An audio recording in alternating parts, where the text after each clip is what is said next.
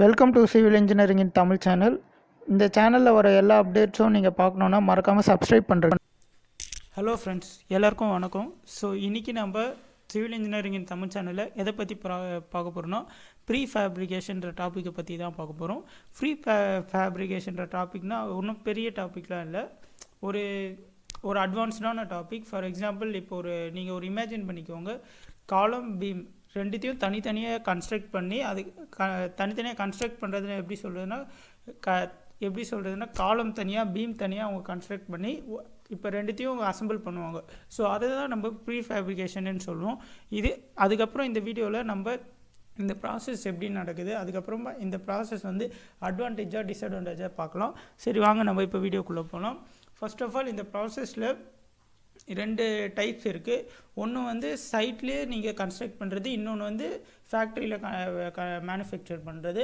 So நம்ம அந்த 2 types தான் எப்பயுமே ஃபாலோ பண்ணுவோம். நெக்ஸ்ட்டு அதோட ப்ரீஃபேப்ரிகேஷன் ப்ராசஸ். ஃபஸ்ட்டு கேஸ்டிங், க்யூரிங், அதுக்கப்புறம் டிரான்ஸ்போர்ட்டேஷன் அண்ட் எரெக்ஷன் வரும். நான் பிபிடியில் தப்பாக இருக்குது. ஸோ கேஸ்டிங் ஃபஸ்ட்டு நம்ம கான்க்ரீட்டை கேஸ்ட் பண்ணுவோம். அது சைடில் ஷட்டரிங்லாம் போட்டு அதுக்கப்புறமா நீங்கள் கேஸ்ட் பண்ணுவீங்க. அது எப்படின்னா காலம் ஷேப்பு, பீம் ஷேப்பு, நம்ம என்ன ஷேப்பில் நீங்கள் கன்ஸ்ட்ரக்ட் பண்ணுற விரும்புகிறீங்களோ அந்த ஷேப்பில் நீங்கள் கன்ஸ்ட்ரக்ட் பண்ணிக்கலாம்.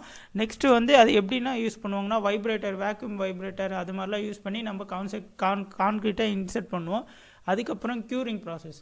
இப்போ நீங்கள் கேஸ்டிங் பண்ணிட்டீங்க, அதுக்கப்புறமா க்யூரிங் ப்ராசஸ் பண்ணோம். அது எவ்வளோ டியூரேஷனில் பண்ணணும், நீங்கள் 24 hours கேஸ்டிங் பண்ணி அதுக்கப்புறமா நீங்கள் என்ன பண்ணுவீங்கன்னா இப்போ நீங்கள் ஃபேக்ட்ரியில் பண்ணிங்களான்னா சைட்டுக்கு எடுத்துகிட்டு போவீங்க. அதுக்கு மெயினாக நீங்கள் என்ன பண்ணுவீங்கன்னா டிரான்ஸ்போர்ட்டேஷன் முக்கியம். ஏன்னா இந்த ப்ரீஃபேப்ரிகேஷன் ப்ராசஸில் உங்களுக்கு முக்கியமான விஷயம்னா டிரான்ஸ்போர்ட்டேஷன். ஏன்னா நீங்கள் டிரான்ஸ்போர்ட்டேஷன் சரியாக பண்ணலைன்னா உங்களுக்கு டேமேஜ் ஆக வாய்ப்பு இருக்குது. ப்ரீஃபேப்ரிகேஷனோட ஸ்ட்ரக்சர்ஸில் அதெல்லாம் உங்களுக்கு டேமேஜ் ஆகும். ஸோ அது எக்ஸ்பிளைன் பண்ணிடுறேன்.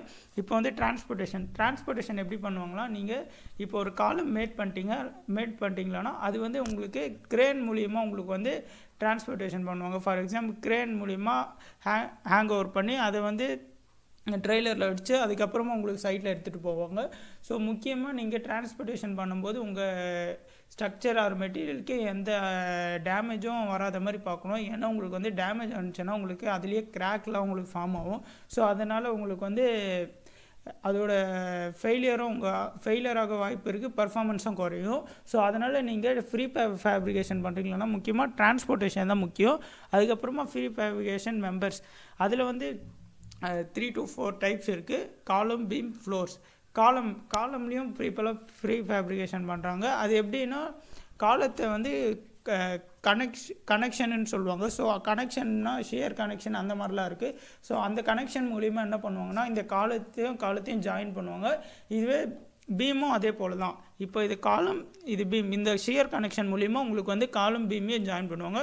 ஸோ இதுதான் முக்கியமான ப்ரீஃபேப்ரிகேஷன்ற கான்செப்டே இவ்வளோ தான். நெக்ஸ்ட்டு அதோட அட்வான்டேஜ், டிஸ்அட்வான்டேஜ்.